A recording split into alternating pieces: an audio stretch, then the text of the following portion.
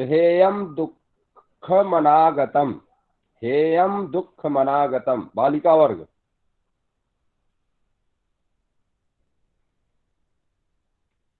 उच्चारित करें। हेयं दुःखमनागतम्। सुंदरम बालक वर्ग। हेयं दुःखमनागतम्। सुंदरम बालक वर्ग। हेयं दुःखं नागतम्। हाँ, हेयम दुःखमनागतम। सुंदरम सुंदरम सुंदर। तो कह रहे हैं कि हेयम मतलब त्याज्य है, दुखम माने जो दुख है, और कौन सा दुख? अनागतम, ना आगतम इति अनागतम, जो अभी नहीं आया है। जो वर्तमान में जो भोग रहे हैं उससे तो कोई मतलब नहीं, क्योंकि वो तो अभी वो तो चल रहा है। लेकिन जो आगे जो आने वाला, भविष्य में जो आने वाला जो दुख है, उससे हम मुक्ति पा सकते हैं, उसको हम त्याग सकते हैं। तो फिर हम ये सारे दुखों की समस्या का समाधान हमारा खत्म हो सकता है। तो कह रहे हैं कि जो भविष्य में आने वाले जो अनागत दुख हैं, जो अभी नहीं आए हैं, उनको हम उनको त्याग सकते हैं। वो त्याज्य हो सकते हैं कब? क्रिया योग और प्रसंख्यान और असंप्रज्ञात समाधि के द्वारा। ठीक है। तो केवल भविष्य में आने वाले दुखों को ही हम त्याग सकते हैं। वर्तमान में जो दुख जो भोग रहे हैं, इसको नहीं त्यागा जा सकता। अनागत दुख को त्याग सकते हैं। चलिए। हे माने होता है त्याग, ठीक है ना। तो अब आगे आते हैं सूत्र नंबर 17 पर। दृष्टि दृश्यो संयोगो हेय हेतु। दृष्टि दृश्यो संयोगो हेय हेतु। उच्चारण करें बालक वर्ग।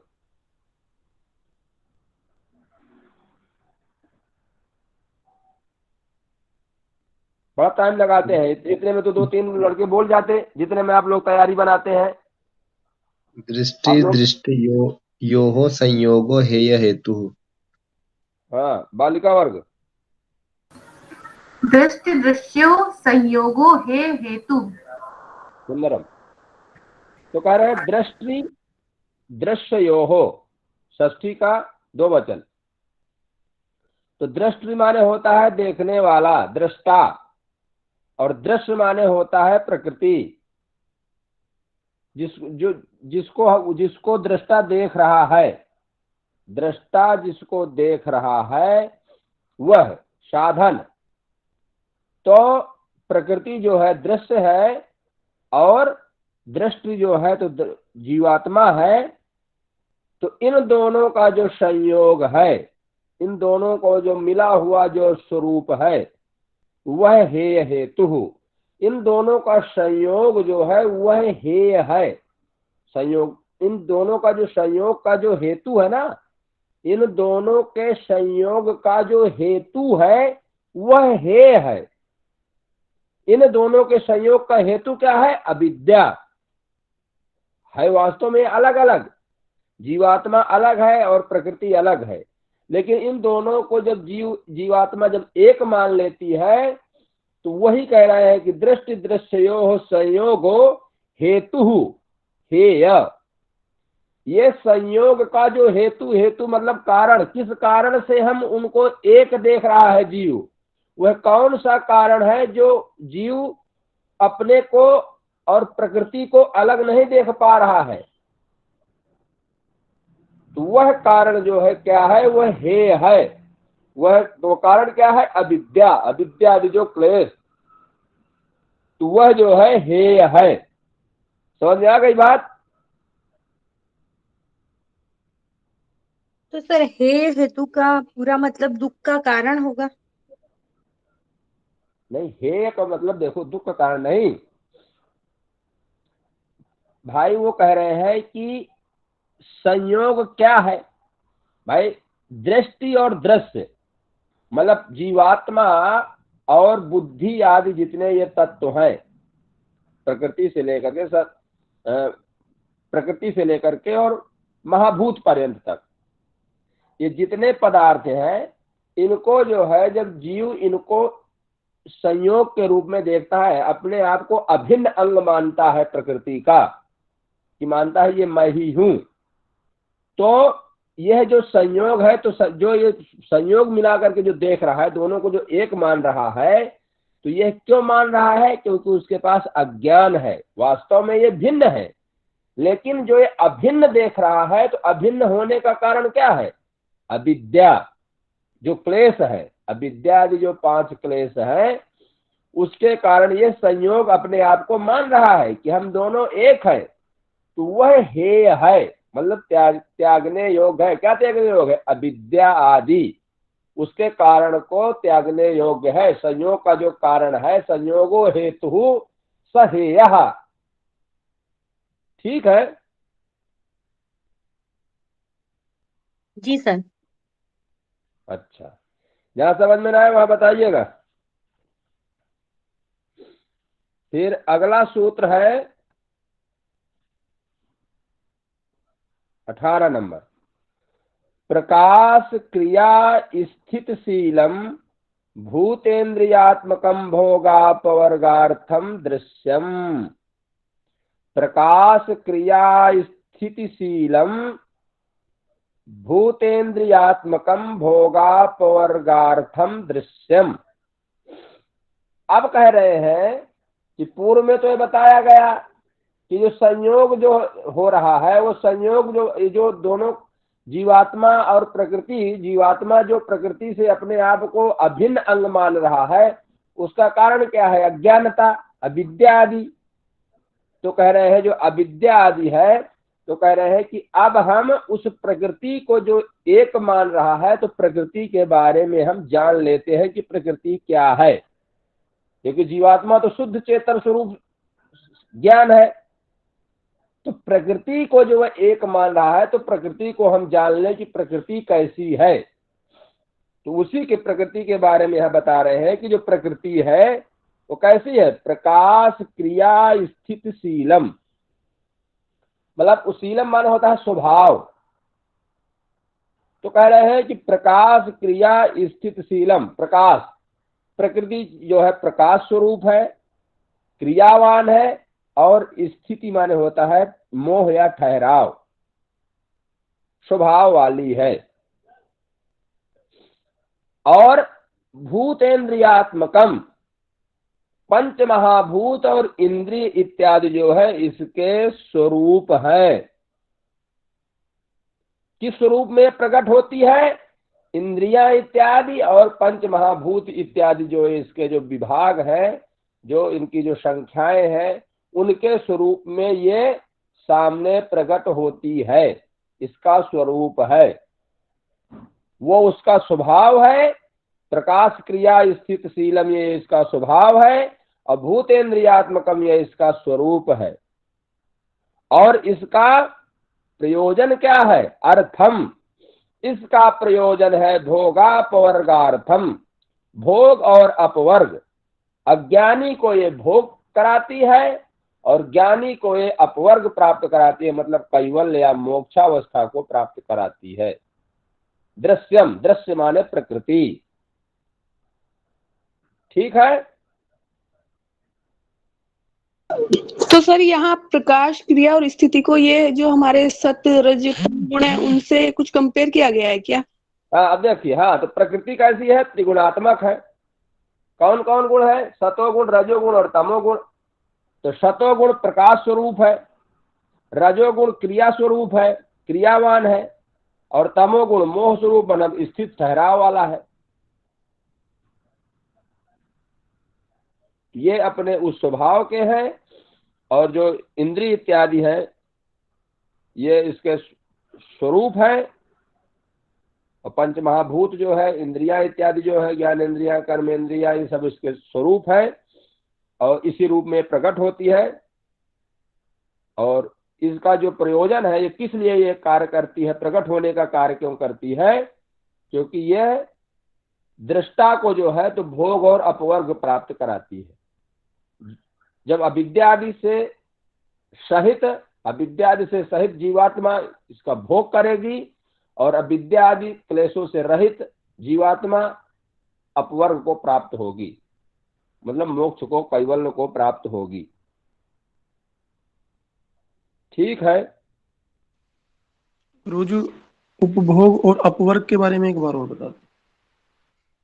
क्या होता है कि जैसे मान लीजिए हमारे पास अविद्या इत्यादि से हम क्लेशों से हम मतलब सहित है, तो उस समय हम जो कार्य करेंगे उसमें हम अपना उसमें सुख महसूस करते हैं, शरीर इंद्रिय इत्यादि के द्वारा उसमें हम जब कार्य करते रहते हैं तो उसको अपना मान करके, तो उसमें हमको सुखों की प्राप्ति होती है।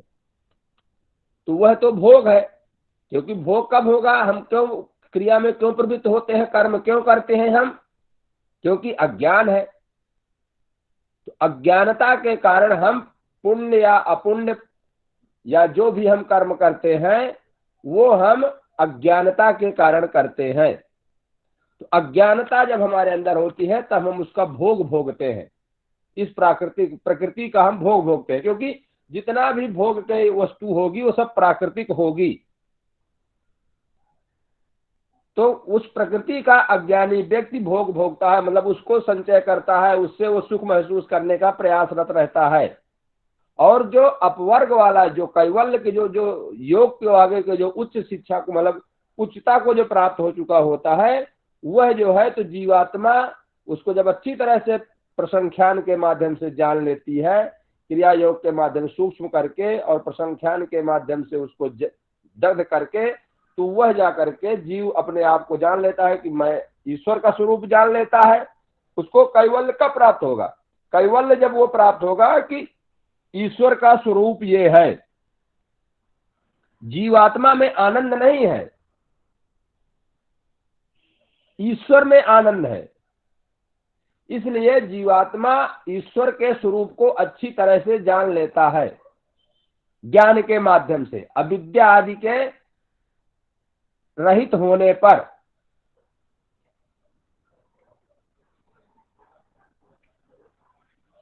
अभी नहीं स्पष्ट हुआ?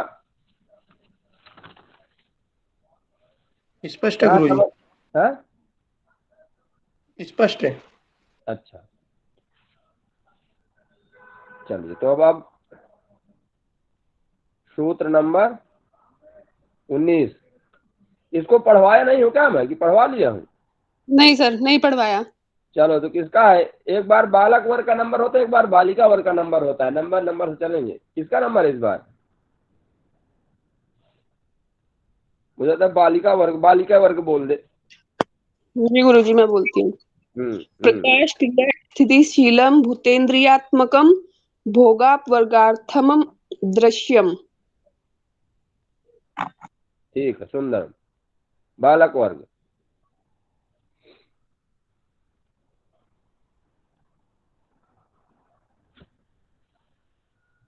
बालक वर्ग समाधि में रहा करते हैं क्या? प्रकाश क्रिया स्थितिशीलम भूतेन्द्रियात्मकम भोगापवर्गार्थम दृश्यम। सुंदरम, सुंदरम। इतना बोलने के लिए समय जो है आप अपना भी बर्बाद करते हैं, हमारा भी बर्बाद करते हैं। आपको वही नुकसान है, हमें कहा 1 घंटा तो लगे रहेंगे और क्लासें बढ़ती चली जाएंगी आप लोगों की। चलिए, सूत्र नंबर 19 कह रहे हैं कि अब यहाँ पर प्रकृति के दृश्य का दृश्य को लिख लीजिए कहीं। दृश्य माने प्रकृति, वहां पूछ लेंगे क्वेश्चन बना करके, तो फिर आपको समझोगे दृश्य क्या है। तो कह रहे हैं कि दृश्य का के स्वरूप का भेद बता रहे हैं, क्योंकि एक बात हमने बड़ा बता दिया कि वह प्रकाश क्रिया स्थितिशीलम भूतेन्द्रियात्मकम भोगापवर्गार्थम दृश्यम। अब उसको डिटेल से चर्चा कर रहे हैं कि वो जो उसका जो स्वरूप है भूतेन्द्रियात्मकम स्वरूपम, उसका जो भूतेन्द्रियात्मकम स्वरूपम जो स्वरूप है वह कितने भागों में विभक्त है, किन किन क्वालिटी वाला है। तो वो कह रहे हैं वो 4 प्रकार का होता है। विशेषा विशेष लिंग मात्रा लिंगानी गुण परवाणी। विशेषा विशेष लिंग मात्रा लिंगानी गुण परवाणी बालक वर्गाणी। बोलिए बालक वर्ग। बालकाः।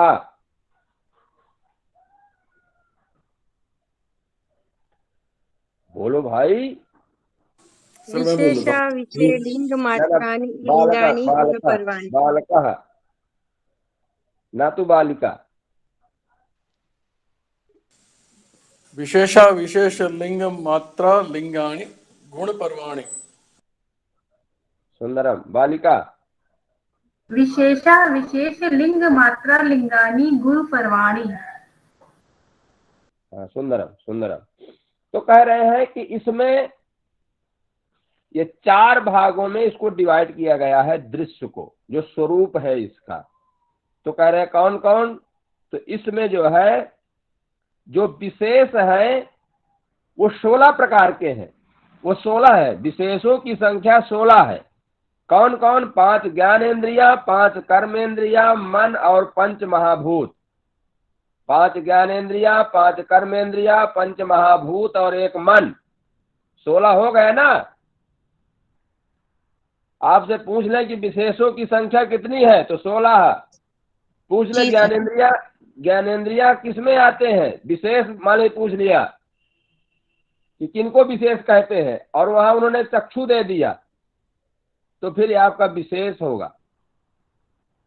ठीक है ना।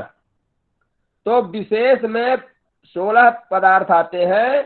5 ज्ञानेन्द्रिया, 5 कर्मेंद्रिया, 5 महाभूत और 1 मन।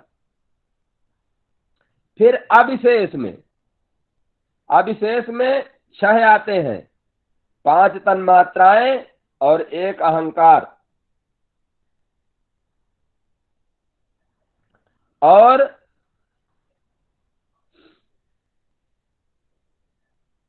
लिंग में महत तत्व आता है। महत तत्व माने चित्त यानी बुद्धि, ये लिंग है। और अलिंग में जो है आता है प्रकृति, त्रिगुणात्मक जो प्रकृति है। समझ में आ गई बात। सर अलिंग में मूल प्रकृति आएगी ना। ना अलिंग में, लिंग माने होता है स्वरूप। तो गुरुजी त्रिगुणात्मक प्रकृति का मतलब। त्रिगुणात्मक प्रकृति का मतलब कि अभी वो प्रकट नहीं हुई है, उसका अभी कुछ स्वरूप नहीं बना है, अभी उसका कुछ आइटम नहीं बना है। वो साम्यावस्था में जो सतोगुण रजोगुण तमोगुण जो है वो चुपचाप शांति अवस्था में सोए हुए पड़े हैं। जब उनमें क्षोभ उत्पन्न होगा तब सृष्टि का निर्माण होता है। तो जब प्रकृति पहला जब उत्पन्न करती है तो पहले चित्त को पैदा करती है वो। तो जन्म लेने वाला, पहला जो जन्म लेने वाला जो पदार्थ है वो चित्त है। ठीक है गुरुजी जी। तो इस प्रकार से अब आप और बताइए किसी को कोई समस्या इसमें हो। गुरुजी विशेष की संख्या 16 है ना। हाँ, विशेष की 16। 5 ज्ञानेन्द्रिया, 5 कर्मेंद्रिया, 5 महाभूत और 1 मन। पंच महाभूत। मन उभेंद्री कहलाता है। ज्ञानेन्द्रिया कर्मेंद्रिया दोनों में इसकी भूमिका होती है। और अविशेष में 6 है गुरुजी। 5 तन्मात्रा और अविशेष में 6 है। 5 तन्मात्राएं, 1 अहंकार। और 1 अहंकार। जी गुरुजी क्लियर। और यहाँ पर परवाण जो गुण है ना, गुण मतलब वही गुण तो अपना स्वरूप प्रकट किए इन पदार्थों में। तो परवाणी माने होता है, पर्व माने होता है विभाग। तो गुण परवाणी, गुणों का जो विभाग है। ठीक है। विभाग कह दीजिए, अवस्थाएं कह दीजिए। पर्व माने होती है विभाग या अवस्थाएं। तो गुरुजी तो हम दृश्य को यानी कि प्रकृति को इन 4 नामों से भी बुला सकते हैं। अब हाँ, मतलब ये उसका स्वरूप है। फिर हाँ प्रकृति के है ये, एक प्रकार से उसकी शाखाएं हैं। ठीक है गुरुजी। हाँ हाँ। तो अगले 20 नंबर है ना अब। जी गुरुजी 20 नंबर। अच्छा, तो अब कह रहे हैं कि दृष्टा दृश्य मात्र शुद्धोपि प्रत्ययानुपश्य। उसको पढ़ाया था नहीं पढ़ाया था किसी से? हाँ पढ़ा दिया था गुरुजी। अच्छा, दृष्टा दृश्य मात्र शुद्धोपि प्रत्ययानुपश्य। किसका नंबर है इस बार? बालिका बालिका वर्ग का है क्या? पिछले में भी आपने सर दोनों से पढ़ा दिया था, चलो बालिका और बालिका बालिका। वर्ग फिर प्रारंभ कर दे। बालिका वर्ग। दृष्टा दृशि मात्रा शुद्धो अपि प्रत्यानुपश्यः। बालक बालक सुंदरक। दृष्टा दृष्टमात्रः शुद्धोऽपि प्रत्ययानुपश्यः। पश्यः। प्रत्यया गुरुजी बालक वर्ग में राजेश जी बोल रहे प्रत्ययानुपश्यः। हैं। हाँ क्या है? प्रत्ययानुपश्यः। हाँ सुंदरम। बालिका कुछ कह रही है क्या? अभी कौन कुछ बोला है? अब मैं बोल रही हूँ कि गुरुजी बस बालक वर्ग में राजेश जी बोल रहे हैं और कोई नहीं बोल रहा। और सबको कैवल्य प्राप्त है। चलिए, वो तो केवल दृष्टा है और सब देख रहे हैं कौन कौन क्या क्या बोल रहा है। कुछ इसमें दृष्टा भी है ना। अभी मैं आगे बताऊंगा वो किस प्रकार के बालक हैं।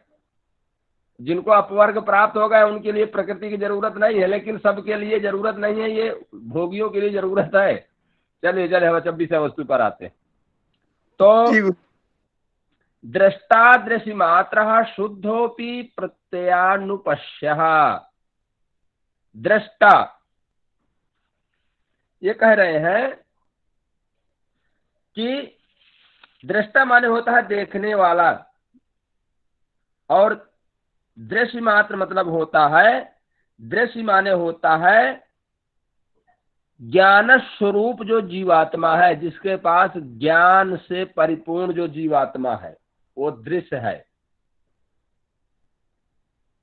ठीक है ना।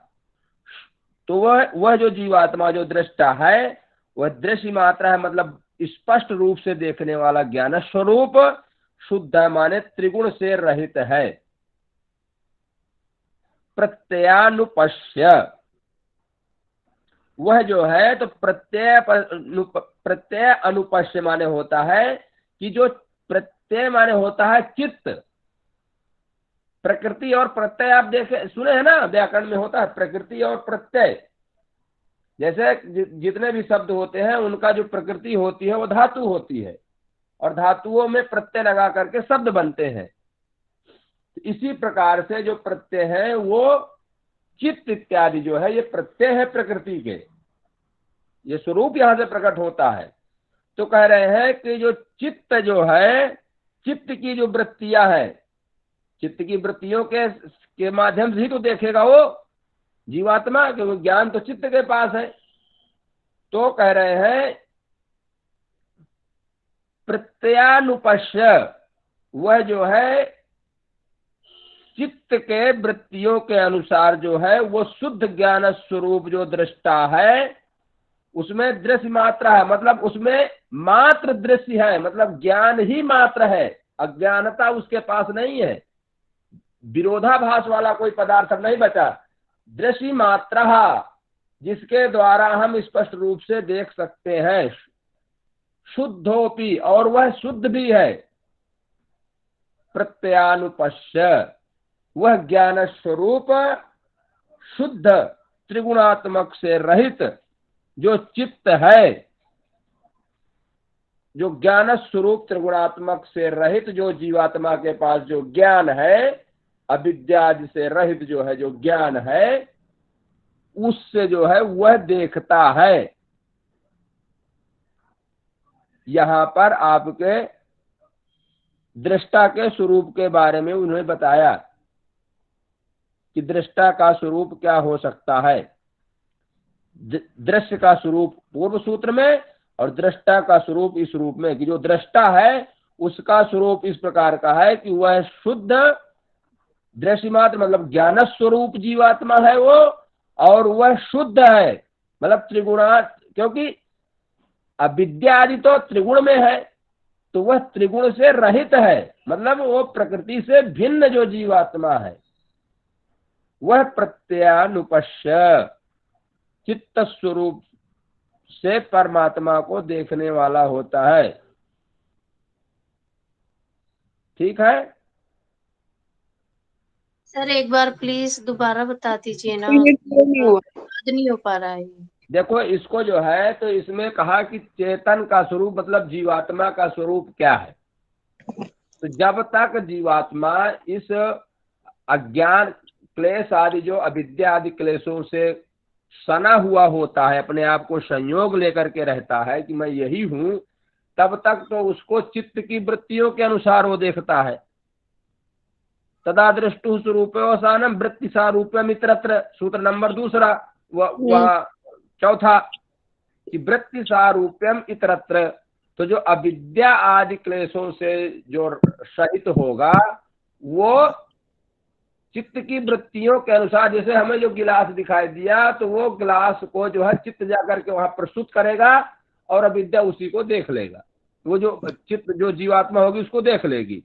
लेकिन जब इन वृत्तियों को जब क्षीण वगैरह हो जाता है तो जो दृष्टा का जो स्वरूप है, जब वह अविद्या आदि से बिल्कुल रहित रहता है, जब मान लीजिए प्रारंभ में मानिए कि जब कोई फैक्ट्री से कोई कपड़ा आता है तो बिल्कुल स्वच्छ रहता है वो, तो उसका जो स्वरूप है उसमें उस समय अज्ञान अविद्या आदि उसके संस्कार में नहीं है, किसी प्रकार का कोई लेंस नहीं लगा उसके ऊपर। वह शुद्ध दृष्टा का जो स्वरूप है क्या है, दृश्य मात्र है। दृश्य माने होता है ज्ञान स्वरूप, क्योंकि ज्ञान से ही तो किसी चीज को हम देखेंगे। जब तक ज्ञान नहीं होगा तो क्या हम उसके बारे में समझेंगे। तो जब ज्ञान होगा तभी तो वो देखने वाला कोई बैठेगा, जो दृष्टा होगा, जिसको जिस विषय में, मान लीजिए क्या होता है कि जैसे कोई परीक्षण करने वाला आता है, तो अगर उसको विषय में ज्ञान नहीं होगा तो क्या वो परीक्षा ले सकता, किसी का इंटरव्यू ले सकता है? तो जिसको ज्ञान होगा वही इंटरव्यू लेगा। तो जीवात्मा मात्र देखता है, तो वह शुद्ध स्वरूप जो दृष्टा है वह कैसा है, अविद्या आदि अज्ञान आदि से रहित, उसमें अज्ञान बिल्कुल नहीं है, सिर्फ ज्ञान स्वरूप है। दृश्य मात्र, केवल जिससे आप साफ साफ देख सकते हैं वही पदार्थ उसके पास है, और किसी प्रकार का कोई अभी बिल्कुल डिब्बा से निकाला हुआ चश्मा पहना हो, अभी धूल उल नहीं पड़ी उसमें, तो ऐसा वो दृश्य है, देखने वाला है। ऐसे पदार्थों से ज्ञान स्वरूप से देखता है, और वो क्या है, शुद्धोपि, मतलब वह शुद्ध है, मतलब भविष्य में उसमें अज्ञानता आदि नहीं आ सकती। शुद्ध का मतलब ये है, क्योंकि त्रिगुण जो रहेगा जिसमें विरोधाभास होगा उसमें तो कभी अज्ञान दबेगा तो ज्ञान आ जाएगा, ज्ञान दबेगा तो अज्ञान आ जाएगा। तो ये तो चित्त में आ सकते हैं, लेकिन उसके पास विद्या और अविद्या तो चित्त का विषय हो जाएगा। लेकिन जो जीवात्मा है वह शुद्ध जो है, जो देखने वाला, जो निर्मल जब तक वो था, हमारे कर्मों के संस्कार में नहीं फंसा था, अथवा जब हमारे कर्म क्षीण हो चुके हैं या दग्ध कर दिए गए हैं, उस समय जो दृष्टा का स्वरूप होता है वो ज्ञान स्वरूप और शुद्ध होता है। ठीक है जी सर।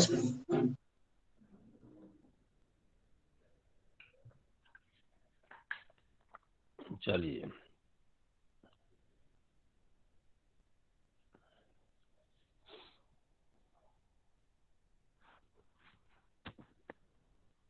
अब क्या, कौन सा सूत्र है, 21 नंबर।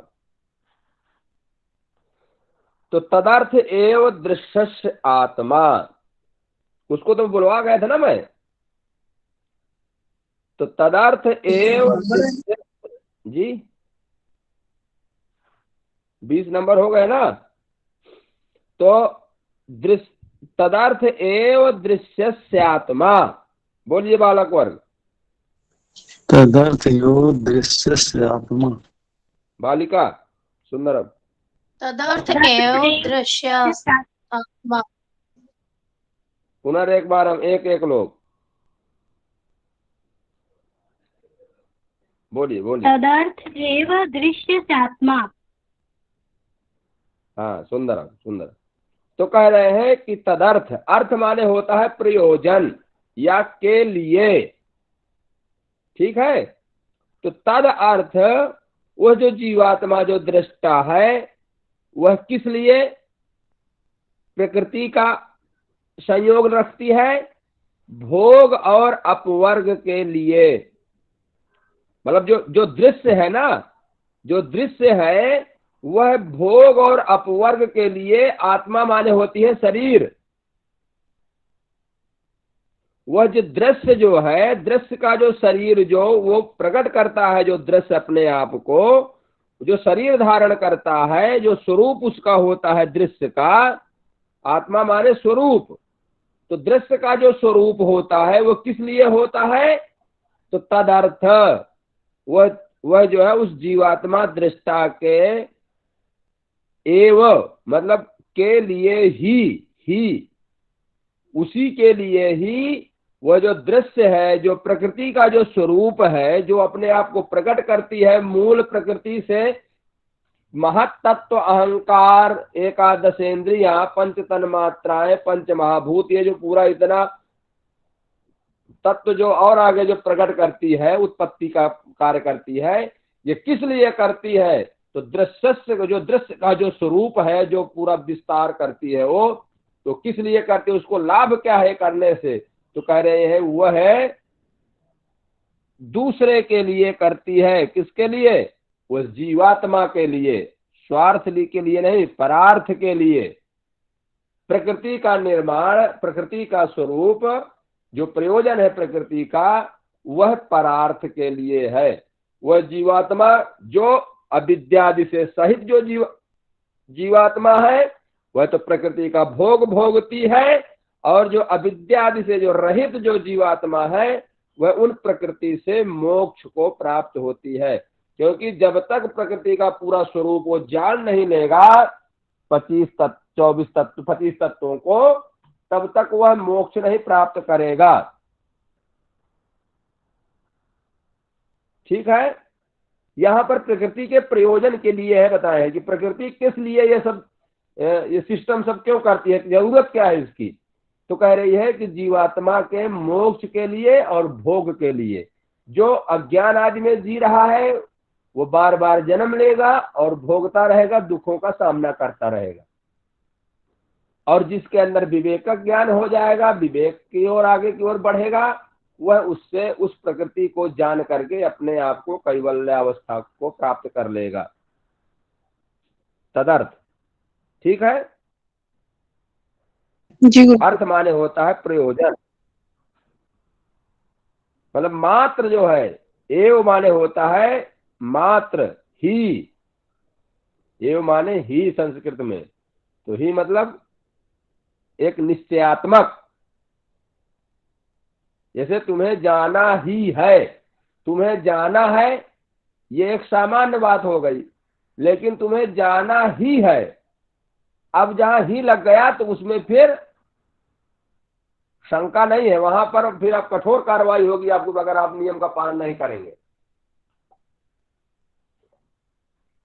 तो तदर्थ एव दृश्यस्य आत्मा, वह जो है तो दृष्टा जीवात्मा के लिए ही अपने आप को विस्तृत करती है और अपने आप को संकुचित करती है। जब जान लेती है जीवात्मा तो अपने आप को वो धीरे धीरे अपने अपने प्रकृति पर विलीन होते चले जाते हैं। जैसे पंच महाभूत तन्मात्राओं में चले जाएंगे, तन्मात्राएं अहंकार में चले जाएंगे, अहंकार चित्त में चला जाएगा, चित्त जा करके और मूल प्रकृति में समाहित हो जाएगा, तो वो संकुचित हो जाएगा।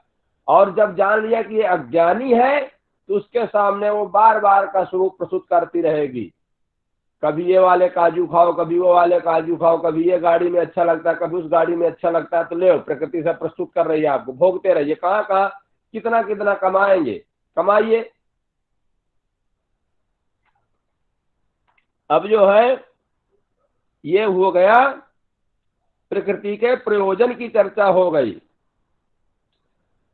अब कह रहे प्रकृति जो है तो परार्थ ही वो जीवन यापन करती है, उसको कोई लाभ नहीं है। अब आगे हम आते हैं सूत्र नंबर जी। सर एक बार ना मतलब प्रकृति उसके सामने ऑप्शंस भी रखती है, मतलब उसको दोनों चीजें दिखाती है। अब उस सामने वाले पे डिपेंड करता है कि वो उन भोग वर्ग में जा रहा है या वो प्रकृति उसको अपना यथार्थ दर्शन भी करा न- रही है। नहीं, वो अब किसको समझिए, समझ। देखो प्रकृति के पास दो प्रकार के बल्ब हैं, एक काला और एक प्रकाश देने वाला, और आपके हाथ में स्विच भी है। तो अगर स्विच को आप ऊपर की ओर, जो ब्लैक जलता है तमोगुण, उसको जब लाल रजोगुण से आप दबाएंगे तो वो आपको अंधकार में ले जाएगा। और अगर आप शतोगुण रूपी जीवन यापन करेंगे, शतोगुण कैसे, सत्पुरुषों की संगति, वेदों इत्यादि का अध्ययन, वेदों के कहे हुए मार्गों पर चलना, मोक्ष शास्त्रों का अध्ययन करना, किए हुए कर्मों को निष्काम भावना से करना, किए हुए कर्मों को ईश्वर के प्रति समर्पित करना, ईश्वर के प्रति आसना मतलब आराधना रखना, उपासना करना ईश्वर की, ये क्या होगा, शतो गुणात्मक। आपका जो ये जो गुण होता है ना, ये दो प्रकार का होता है, एक होता है तुल्य जातीय पदार्थ, एक होता है अतुल्य जातीय पदार्थ। तो तुल्य जातीय पदार्थ वो होते हैं कि देखो ये शतो गुण जो है, तो ये जो प्रकृति है तीन गुणों से संयुक्त है। तो तुल्य जातीय पदार्थ वो होते हैं कि जैसे मान लीजिए शतो गुण जब मुख्य उपादान कारण होगा तो उस समय वह तुल्य जातीय होगा, शतोगुण। और उस समय रजोगुण और तमोगुण जो होंगे वो अतुल्य जातीय पदार्थ के रूप में आपके वहां पर विद्यमान रहेंगे। ये जब तक जीवन रहेगा तब तक तो ये रहेंगे ही, अविद्यादि रहेंगे तो अपना रूप प्रस्तुत करते रहेंगे। तो हमें क्या करना है कि हमें उस बल्ब को जलाना है, मतलब खान पान हमारा तब सत्वगुणात्मक होना चाहिए, ग्रंथों का अध्ययन सत्वगुणात्मक होना चाहिए, जो ईश्वर की चर्चाएं कर रहा हो, जितना भी मतलब हमारी एक्टिविटीज हो वह सत्वगुणात्मक होगी, तो हमारा ज्ञान जो है, हमारा जो क्लेश होगा वो क्षीण होगा। क्षीण हम ही कर सकते हैं, दवा हुआ नहीं इसमें कोई कुछ काम कर सकती। इसमें आपका खान पान, रहन सहन, कपड़ा लत्ता, दवा, ये जितना भी है, मित्रता, दोस्ती, यारी, ये सब आप दुष्टों से संपर्क रखेंगे तो आपकी मनोवृत्तियां और प्रकृति की भोग की ओर जाएंगी। सत्संगति से जो मोक्ष की ओर चल रहा है, जो आध्यात्म की ओर जी रहा है, उसके साथ रहेंगे, आपका शतोगुण की ओर ले जाएंगे। तो आपका प्रकाश स्वरूप जो होगा, आपको उजेला में रखेगा, जो आपको दिखाई देगा सत्य सत्य। ठीक है, समझ में आ गई बात? जी सर। तो इसमें सर ये है कि जो गुण अपनी उच्च अवस्था में रहता है या ज्यादा एक्टिव रहता है, उसको हम तुलनात्मक, आपने क्या शब्द तुल्य जातीय पदार्थ के अवस्था में जातीय रहेगा, बोला जो जाएगा प्रधान रहेगा, जो उपादान कारण रहेगा, जो प्रधान। जैसे मान लीजिए हमारा जो है, तो हम मान लीजिए योग दर्शन की किताब पढ़ने में हमारा मन लग गया, तो उस समय हमारा जो है तो सतोगुण जो है तो प्रधान भूमिका निभा रहा है, और रजोगुण तमोगुण उस समय वो भी है, वो गौण रूप में है, तो अतुल्य जातीय पदार्थ है। और जब जब मोह में हम होंगे तो समय तमोगुण तुल्य जाति में रहेगा, और शतोगुण और रजोगुण जो है तो अतुल्य जाति पदार्थ की श्रेणी में आ जाएंगे। ठीक है जी सर, धन्यवाद। ये शब्द मैंने पहली बार ही सुना है, तुल्य जाति है, तुल्य जाति। तो चलो, एक ज्ञान वृद्धि हुई है। हाँ, thank you so much sir. तो अब मुझे लगता है कि समय भी होने वाला है, क्या क्वेश्चन उससे पूछने का होने वाला है क्या, और अभी ले लें और सूत्र ले लें क्या अभी? सर एक छोटी शंका है यहाँ पे, छोटी सी। हाँ हाँ, छोटी बड़ी शंका जैसे सब पूछिए सर। जैसे इसमें आप जो सतगुण या रजोगुण के, तो इसमें सर ये तो तीनों गुणों को छोड़ना पड़ेगा ना अपवर्ग के लिए तो। लेकिन आपको सहारा ये तभी छूटेंगे कि जब सतोगुण आपका प्रबलता में चलेगा। जी सर, जी, यस, यू राइट। जब सतोगुण आपका प्रधान रूप में काम करेगा और ज्यादा से ज्यादा मात्रा में सतोगुण आपका जागृत रहेगा, तमोगुण और रजोगुण को आप मौका ही नहीं देंगे बोलने का। लेकिन सर अपवर्ग तो तभी होगा ना जब गुणातीत हो जाएंगे, तीनों गुण चले जाएंगे। हाँ भाई, अपवर्ग तभी होगा, क्या होगा कि ये जो अभी और आगे स्पष्ट करेगा इसको, एक सूत्र आता है उसको हान बोलते हैं, इसी में आगे चर्चाएं होती, हान, हानोपाय। तो हान जो बोलते हैं, तो उसमें यही कहा गया है कि उसमें जो मैंने कहा कि जो ध्यान, जो क्रिया योग के माध्यम से इनको पहले छीन करिए, तो छीन कब होगा, आपका मनोबल कब उत्साहित होगा, जब सतोगुण की मात्रा ज्यादा होगी, तब तो वो मरने के लिए तैयार रहेंगे, तब तो वो कमजोर होंगे। तो आपको नष्ट जो है तो सतो, क्योंकि सतोगुण भी आपको सुख की प्राप्ति कराएगा जी। तो इसलिए ये बीजों को तो नष्ट करना ही पड़ेगा, लेकिन वो बीज प्रसंख्यान के माध्यम से, पहले आप ज्ञान तो आपके अंदर हो जाए, विवेकक ज्ञान तो हो। अब विवेकक ज्ञान जब आएगा सतोगुण के कारण। जी जी सर, ठीक है, क्लियर। तो अब हम क्वेश्चन पूछते, जी जी। ये तो प्रकृति का जो भी कार्य है वो बस यहीं तक है क्या? कहाँ तक? ये किताब में किताब की चर्चा है कि उसके कार्यों की चर्चा है? मतलब जैसे पुरुष को जो अपवर्ग प्रदान कर दिया प्रकृति ने, तो प्रकृति का कार्य क्या बस यहीं तक है? हाँ, लेकिन अभी आगे सूत्र में चर्चा हम करते, अभी सूत्र और आगे जो आएगा तो इसके बारे में डिटेल से चर्चाएं हैं, लेकिन मैं शॉर्टकट बता देता हूं कि जिसने तो देख लिया उसके लिए तो प्रकृति तमाशा है, और जिसने नहीं देख पाया ना, क्योंकि इस पुरुष बहुत है, सांख्य दर्शन में अनेक पुरुषों की चर्चाएं है कि एक पुरुष नहीं है, क्योंकि अगर एक शरीर लंगड़ा होता है तो अगला व्यक्ति लंगड़ा क्यों नहीं होता? अब पुरुष तो सर्वव्यापी है। तो इसी प्रकार से अगर एक व्यक्ति रोता है दूसरा क्यों नहीं रोता? एक जीवात्मा तो दुख भोग रही ना, रो रहा है, तो दूसरा क्यों हंस रहा है? तो इस प्रकार से अनेक पुरुष की कल्पना की गई है सांख्य शास्त्र में। तो जिसने देख लिया है सतोगुण, जिसका हाई लेवल पर है, जिसने देख लिया, प्रसंख्यान की प्राप्ति कर लिया, उसके लिए प्रकृति तो अब कागज की नाव है, और जिसने नहीं देखा ना अभी, उसको तो नचा रही है। तो भोगियों के लिए अभी वो भोग पदार्थ प्रस्तुत करेगी, और अपवर्गियों के लिए वो चुपचाप सिकुड़ी हुई बैठी रहेगी, लेकिन भोगियों को नहीं समझ में आएगा कि ये इसने देख लिया। वो तो जीवात्मा जानेगा कि मैं तो देख लिया हूं, और वो प्रकृति जानती है कि इसने मुझे देख लिया है। बस वही दोनों जानते हैं, और तीसरा कोई नहीं जानता। प्रकृति जानती है कि मैं देख ली जा चुकी हूं, और जीवात्मा कहता है कि चल मैं तुझे देख लिया हूं। फिर वो एक दूसरे के सामने नहीं आते हैं।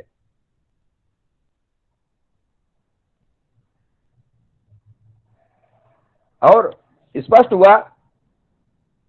जी जी सर, क्लियर है बिल्कुल। तो गुरुजी ये अपने एक दूसरे के सामने नहीं आते हैं। हाँ, थोड़ा सा इसके बारे में और बता सकते हैं कुछ? हाँ, इसके बारे में क्या होता है कि जैसे मान लीजिए प्रकृति बहुत सुकुमारी है, इतनी सुकोमल है प्रकृति कि सीमा से ज्यादा। तो जैसे क्या होता है कि यहाँ पर प्रकृति को एक स्त्री की कल्पना की गई है कि जैसे कोई एक स्त्री है और उसको आप निर्वस्त्र देख ले, कोई पुरुष देख ले, तो फिर वह स्त्री उसके सामने प्रस्तुत होने में वो शर्मिंदा होगी, और पुरुष को भी होगा कि मैं तो तुम्हें सिर से लेकर के पैर तक पूरा देख चुका हूं जो कुछ भी है। तो इस प्रकार से ना पुरुष उसको दोबारा देखना चाहता है, ना प्रकृति उसको दिखाना चाहती है, क्योंकि उसने पूरा देख चुका है। ये एक नर्तकी के समान प्रकृति को माना गया है कि जैसे मान लीजिए कोई एक नर्तकी हो और वो नाच कर रही, डांस कर रही हो, और सारी रात सर्दी में वो जो है तो वहां मंच पर बैठे बैठे देख रहा है पुरुष, और वो सारी रात उसको नाच करके दिखा रही है, और फिर बार बार कपड़ा बदल करके वो मंडप के पीछे से आ रही है, पर्दे के पीछे से, कभी जींस टी शर्ट में आ रही है, कभी साड़ी में आ रही है, कभी कुर्ता सलवार में आ रही है। और जब उसने पीछे रंगशाला के पीछे, पर्दे के पीछे, जब वो पुरुष एक बार बैठ करके देखता है कि अरे ये तो वही लड़की है जो बार बार कपड़ा पहन करके, ये कभी ये अलग अलग ड्रेस पहन करके आती है, लड़की तो वही है। तो फिर उसके सामने न तो लड़की का नाचने में मन लगेगा, न उस लड़के का देखने का उसका मन होगा। मतलब पुरुष जो दृष्टा है, जो देखने वाला, चाहे लड़की हो चाहे लड़का हो, चाहे अगर लड़का भी नाच रहा तो उसके लिए भी, तो जो देखने वाले हैं जब वो मंडप के पीछे, पर्दे के पीछे उसको सजते हुए देख लेंगे ना कि अरे ये तो ये कपड़ा पहनती है, तो घुंघरू बांधती है, ये तो ये लगाती, वो लगाता, ये लगाती, वो लगाती, तो फिर दोनों का इच्छा नहीं होती देखने की, ना उसके देखने की ना उसको दिखाने की। ठीक है जी सर। मतलब उस पुरुष को उस स्त्री के वास्तविक स्वरूप का दर्शन हो जाता है, ऐसे पुरुष को प्रकृति के वास्तविक स्वरूप का दर्शन हो जाता है, तो फिर उसकी लालसा खत्म हो जाती है। हाँ, उसकी लालसा खत्म हो जाती है, उसको दिखाने का लालसा खत्म, क्योंकि वो जानते कि ये तो मुझे पूरा देख लिया, हाँ हाँ, तो वो मैं इसको मतलब अब कौन सा आइटम प्रस्तुत करूं। भाई जितने मेरे सारे आइटम है, जिन जिन रूपों में प्रस्तुत कर सकती हूँ, तो सब जान चुका मेरा। मेरे पास 3 ड्रेस थे, एक जीन्स टी शर्ट और एक कुर्ता सलवार, एक साड़ी, और तीनों को पहन करके मैं नाच लिया। अब इन कपड़ों को कैसे पसंद करेंगे देखने वाले लोग। उसके पास 3 कपड़े हैं बस। तो अब इसलिए वो जो है सोचती है कि भाई अब ये वाला कार्यक्रम बंद करो। ठीक है ना। ठीक है सर, बहुत अच्छे से समझाया, बहुत सुंदर, बहुत बहुत तो धन्यवाद। तो इसलिए जो है अब हम थोड़ा कुछ क्वेश्चन कर लेगा इसमें कि ना करें अभी।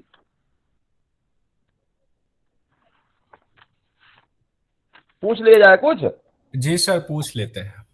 चलिए। अच्छा अब हम और राम राम राम राम।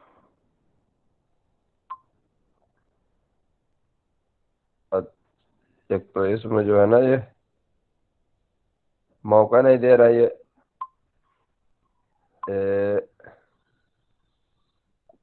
कुछ जोड़ते हैं, कुछ छूटते हैं, कुछ ले कुल चले ही गए तो क्या पूछा जाए जब। चलो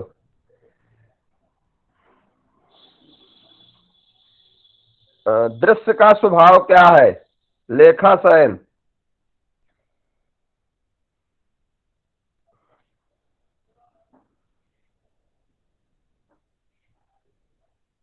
प्रिया रस्तोगी। योग दर्शन में दृश्य किसके लिए प्रयोग किया गया। राजेश गुप्ता।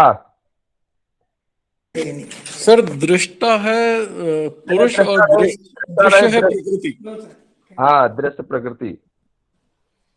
चलो रंजन कुमार। दृश्य का स्वरूप।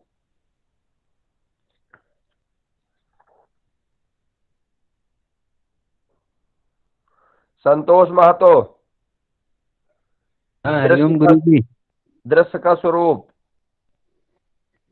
प्रकृति का स्वरूप के बारे में जानना ही सर।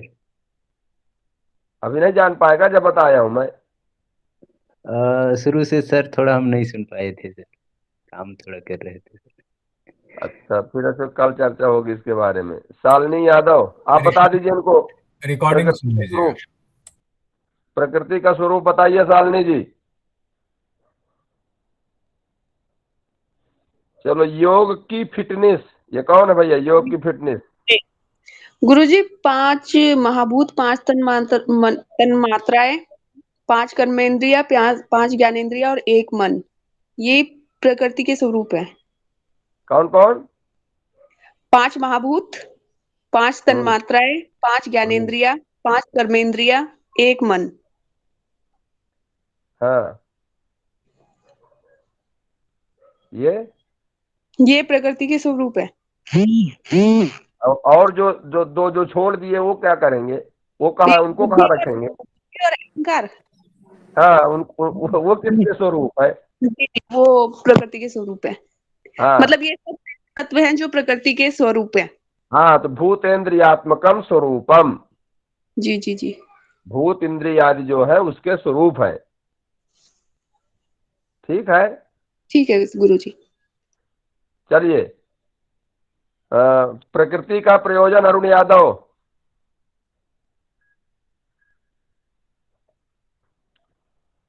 अंशुल गुप्ता। दृश्य का प्रयोजन।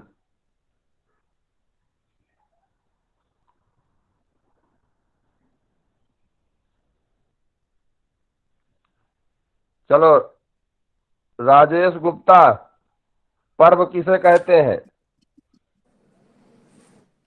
पर्व योग दर्शन में पर्व किसके लिए प्रयोग किया गया? अपवर्ग मालूम है सर, पर्व तो नहीं मालूम है। गुण पर्वाणी, विशेषा विशेष हाँ, लिंग मात्रा लिंगाणी गुण पर्वाणी। पर्व है शब्द का सर प्रयोग किसके लिए किया गया? पर्व शब्द का यहाँ क्या अर्थ लगाएंगे? एक त्योहारों वाला पर्व तो नहीं है होली? विभाग सर, विभाग। नहीं सर, गुण के हाँ, विभाग, सुंदरम। सत्वगुण रजोगुण हाँ, तमोगुण तीन विभाग। विभाग जो गुण के। हाँ, जो विभाग मतलब होते हैं और उनकी अवस्थाएं या विभाग। जी सर, गुणों के भेद। तो गुणों के जो अवस्था है अथवा जो विभाग है वही तो सब पूरा, वो तीनों गुण ही तो आकर के इन रूपों में आते हैं। मटेरियल तो उपादान कारण तो वही है, प्रकृति का जो उपादान मतलब जो चित्त इत्यादि का जो उपादान कारण है वो तीनों गुण ही है। उन्हें तीनों गुण के समूह को ही प्रकृति कहते हैं। चलिए